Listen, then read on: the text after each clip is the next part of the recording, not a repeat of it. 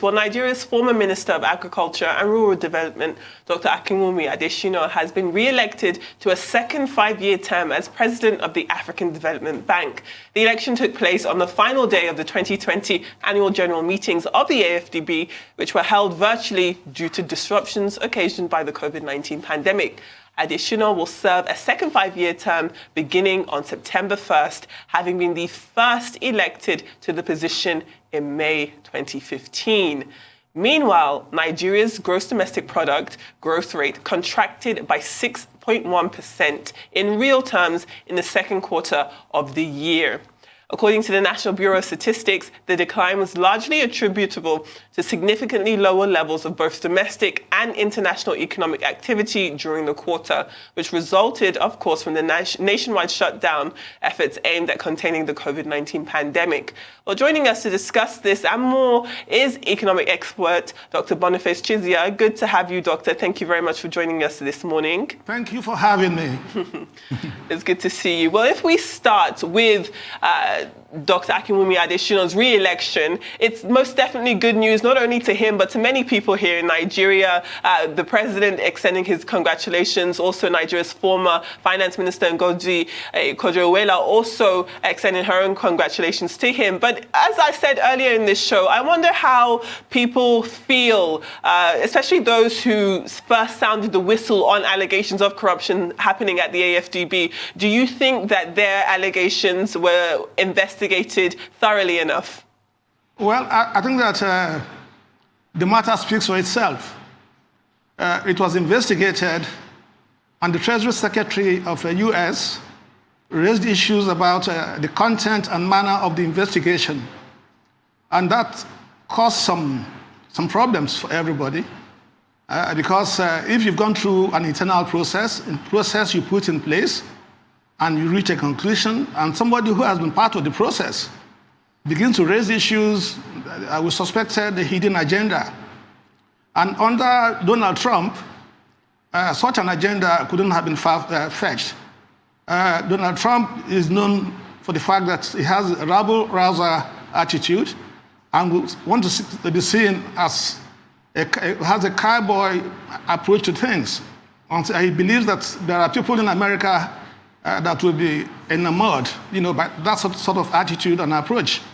And that's one of the strategies of winning an election. And so we should be thankful, like you said in your open comments, that the counterfactual wasn't the reality. I mean, because if additional, after he spent 5 years in office and has been done remarkably well, as has been adjudged across board by all the various stakeholders, and then we turn around just by a quirk of ill luck, he's now denied a second term. That wasn't going to be good enough.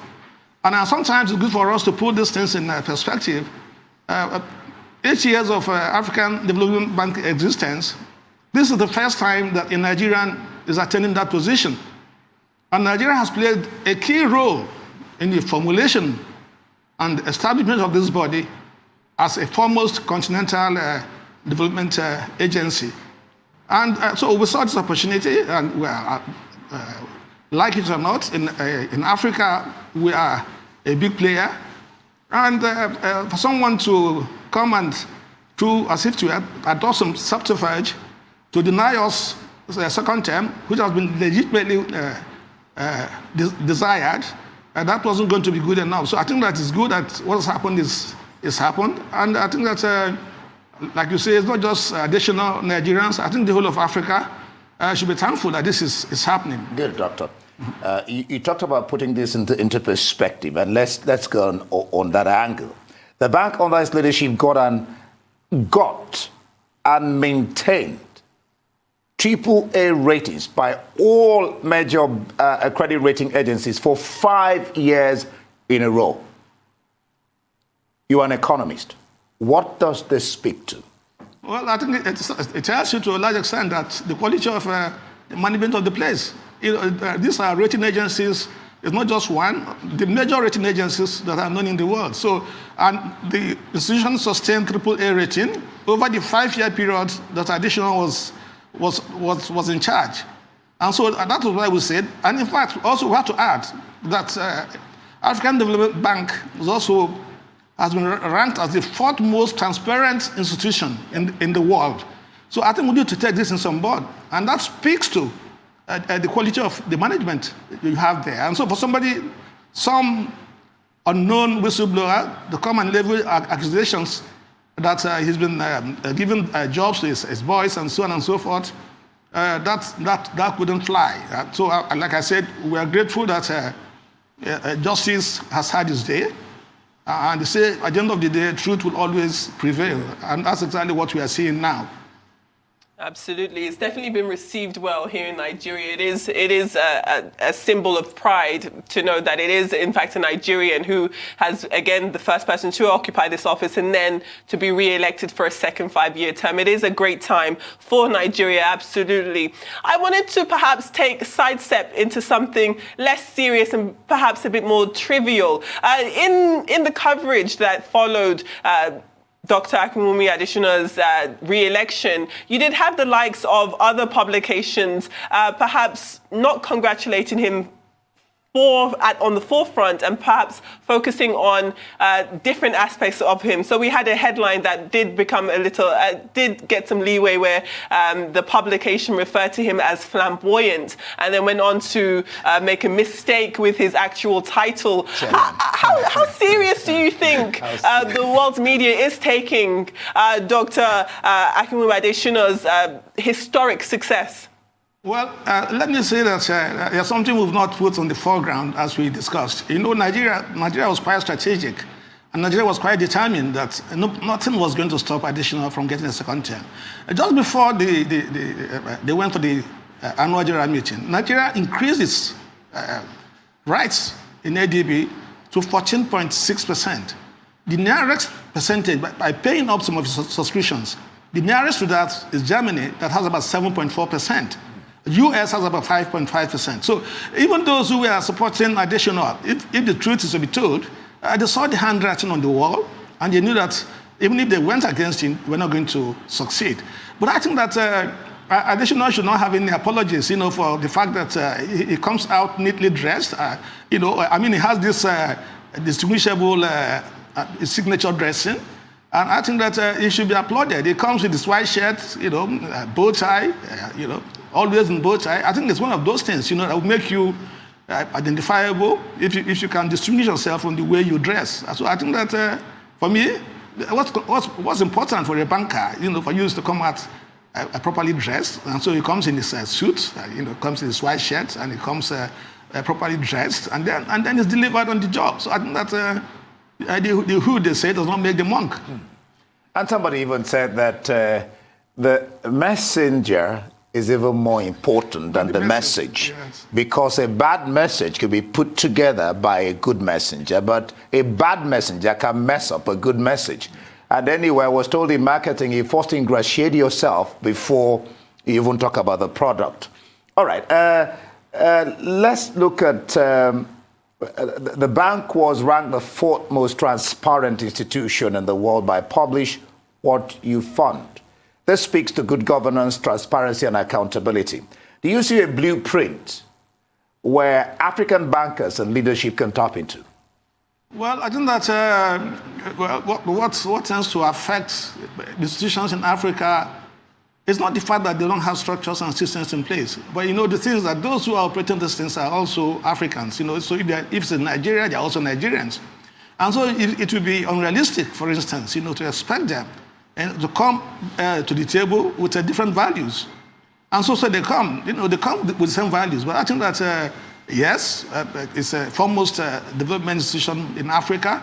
And they also have an opportunity. One of the things that they are expected to do is to go into institutions that are probably having problems and begin to, handhold and instruct and teach them, put systems and processes in place that would improve on governance. But, having said that, like I just observed, it's not just the lack of systems and processes in place, it's the fact that even when it is there, so the system you put in place is as good as the person that's going to operate it. So if you have the good system in place and you have an operator who doesn't know any better, who doesn't know his left from his right, is going to mess up the whole thing. So I think that for us, we should celebrate the fact that this decision is being celebrated. It's come clean. It's done very well, and the decision itself has, as part of its mandate, to go into African institutions in Africa as the opportunity presents itself, and pass on,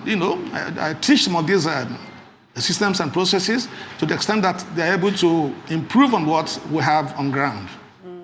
I mean, without a doubt, the AfDB plays an important role in the backing and the support of African economies across a whole range of things. In addition to agriculture, there's also energy and education, all of these different tenets that are very important to the progress of this continent. Now he's at the helm of a new 5-year term. What do you think we can expect to see from the AfDB? How can it continue on this good work that it's been doing these last 5 years? Well, one of the things not added is that Adesina also pushes the agenda, promotes the ladies. So I'm sure that will make you smile.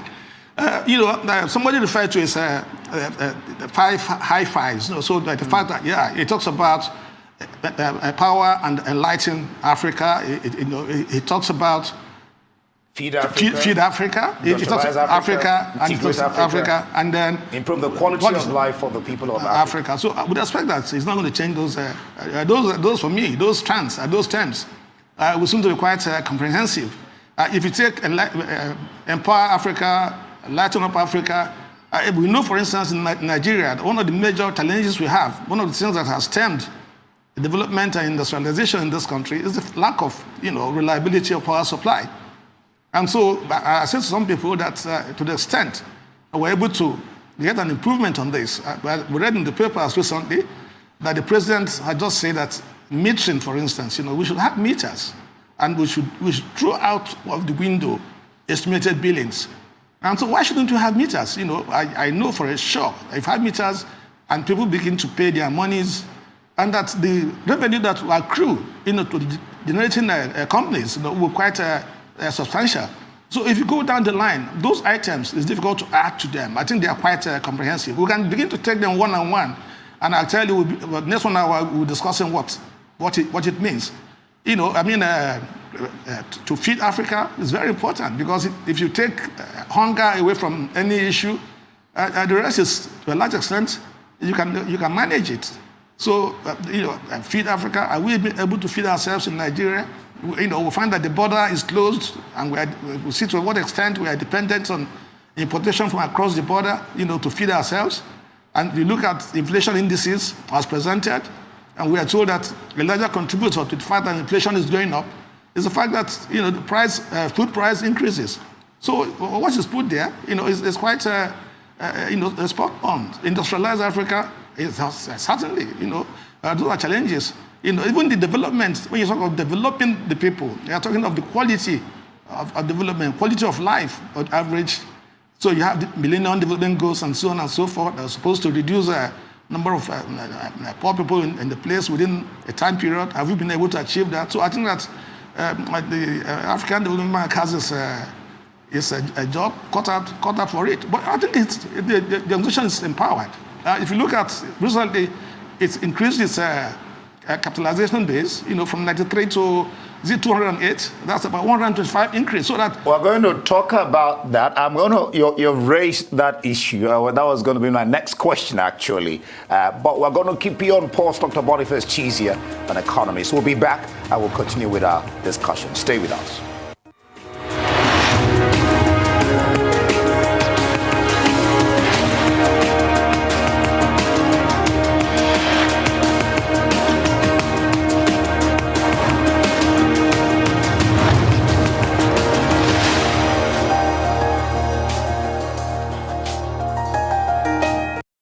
Glad to have you back. We're still discussing with Dr. Boniface Chizea, an economist. All right, Doctor, you're still there. So let me raise that issue. The Board of Governors of the bank group approved a 125% increase in the general capital of the bank, raising its capital from $93 billion to $208 billion.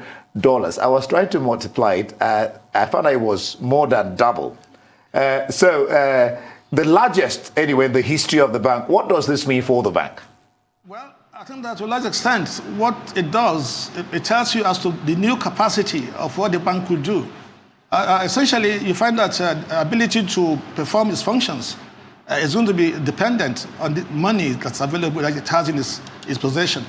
And so if part of the strategy, Adesina has just gone beyond that. We didn't even mention the fact that he made $10 billion available to African countries, to fight pandemic, And then also he issued a social bond, it's unprecedented, of $3 billion. And so that means he has resources, to go out and make sure that the activities and decisions in what they do, that it's impactful. And then it's also listed on, in addition to the things you've mentioned, it's also listed on the London Stock Exchange, Luxembourg Stock Exchange, and the NASDAQ. Yes. So I think that it's gone international, and that was why it's good for you to have this rating, because the rating, people are going to bring in their monies. The world is a global village. Never mind the pandemic that made us all begin to look inwards. So it's a global village. The rest of the world is interested in ensuring that Africa is not a laggard, continent, and so they're prepared to put their monies. But putting their monies, they want to make sure that these monies are going to be well utilized. So these monies are not going to be filtered their way, and then, as has been typical of some African organizations, and you put the money there and you will not be able to see its impact. It will not be effectual. I think so that's worthy. It's worthy of note, and it means that the institution is empowered and to be able to discharge its mandate. Very good. Let's move on to the state of the Nigerian economy itself. Earlier this week, we heard that the Nigerian economy shrank by 6.1%. On its face, it isn't a huge surprise. I think Nigeria, much like the rest of the world, was expecting to receive this type of bill of health when we're looking at the economy because of the effects of the pandemic. However, if we were to look specifically at Nigeria, their GDP numbers seem to have surpassed both the International Monetary Fund and the World Bank's forecast for this year. And there are fears that Nigeria could slip into its worst recession in 4 decades, in 40 years. Do you think it's as bad as that? Well, I think that recently, just this week, ending today, the presidency was up in celebration. They rolled out the drums. To celebrate the fact that the recession in Nigeria, compared to other countries, larger economies, developed parts of the world, it's not as bad as was anticipated. Even our own National Bureau of Statistics predicted 7.7%. So we did 6.1%. And so I just want to say that that's some form of cold comfort, for us as Nigerians. The fact of the matter is obvious, stares us all on the face. I mean, you had the pandemic, you had lockdown. So you had lockdown, and so the economy ground to a halt. So what do you expect? So there was no productivity, no production anywhere. And so once you had that, it doesn't take any too much, for somebody to conclude and guess that we are going to be in a recession. Of course, we are waiting for this empirical certification, to have negative GDPs in 2 times for us to conclude that we are in a recession. But those of us who live here, we feel it, and we know that we are in a recession. So I think that what has happened is not surprising. In addition to the COVID, the oil market again, which has been the bed for us that lays the golden egg, the oil market has been sick. And when the oil market catches cold, the country is on terminal pneumonia. So that's the problem. Oil market has gone down. Over this period, at some point in time, the price of oil went below $30 a barrel. Now, to put this in context, the benchmark we use for the budget was $15 per barrel. So you have to, and that was supposed to have been conservative, to give us a headroom for us to be able to maneuver just in case you have fluctuations in the price.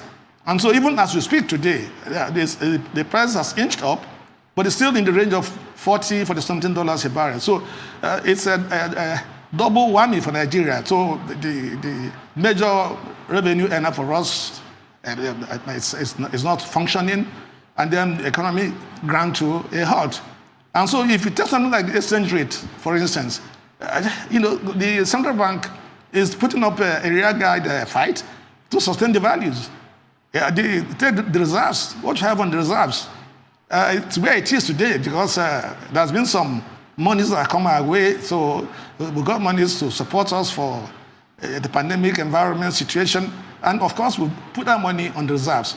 Otherwise, the balance we have on the reserves today will not be where it is. So I think that the challenge is across board. And what is important for us is to be up and doing, be quick off the mark, to ensure that the policies and programs, the budget, and so on that we put in place, the palliative economic sustainability plan that we put in place, the one that central bank also put in place, that they're being implemented. But the fact of the matter is that, again, we are slipping in that respect. Well, you've kind of answered the question I was going to ask on that 6.1. What should the government be doing next, going forward, even though it's not as bad? And we, like the Minister of Finance said, we've even done better, some other economies in the world. All right, let me get back to Dr. Adesina. What should he be focusing on now? And the question of succession after he's gone. Somebody said, you're not a success until you've trained somebody to take over from where you stopped. When you have multilateral institutions, sometimes the issue of success is taken out of your hands. Okay. Because at the end of the day, the person that gets there is not going to be determined by the person that you've handheld, the person that you've trained, the person you've prepared to take over from you. You don't have such luxury, in such multilateral institutions. At the end of the day, what is going to happen is that the person that ends up being there, if we are lucky, with somebody who is also, I believe that there are no sections of this Africa that you don't have qualified people. But sometimes, like what happens in Nigeria, is that the person that goes there is not the most qualified that's available. The person that goes there is the person that is more compliant, the person that is politically more acceptable that goes there. And so sometimes he's not the best. Don't put your best foot forward. And of course, that explains why if you want to send a representative to say, for instance, to represent Nigeria on World Bank, they will say, you send us 3 lists and we're going to select the person. And after the 3 you send to us, he's going to represent you, but they don't want a bench warmer. They want somebody that will come there and contribute to the discussions. So they insist, yes, he's going to represent you, but we want to insist that the person that comes here is fit and proper, to represent you. He's going to contribute to our discussions. So I think that those are the challenges. If it's left to Adesina, I should be able to groom somebody that will work with him, and then it's going to be asked to recommend. But as you know, the president is going to come from within the staff. It would be a miracle. It's never happened in the past. Adesina came in, it wasn't the staff. And the person that's going to succeed Adesina is not going to be a staff. But then there are qualified people, well-trained people, there are ministers of finance across the countries of this, that if we prioritize, merit, I'm sure we'll be able to get somebody to, afterwards it's coming to be a leader. So you have structures and systems, you have the people that will drive the goals, make sure you attain the goals. You just come, be a leader, and don't consider yourself as a cog in the wheel. And that's what is going to be important. Absolutely. All right. I hope, Doctor, I don't know. You can't do this in 10 seconds. You can't do this in 20 seconds. So I'm going to have to thank you for being here and giving us your time. Dr. Boniface Chizea, economist, on the election of Adesina and, of course, Nigeria's GDP growth going backwards. Thank you so much. Thank you for having me. Thank you.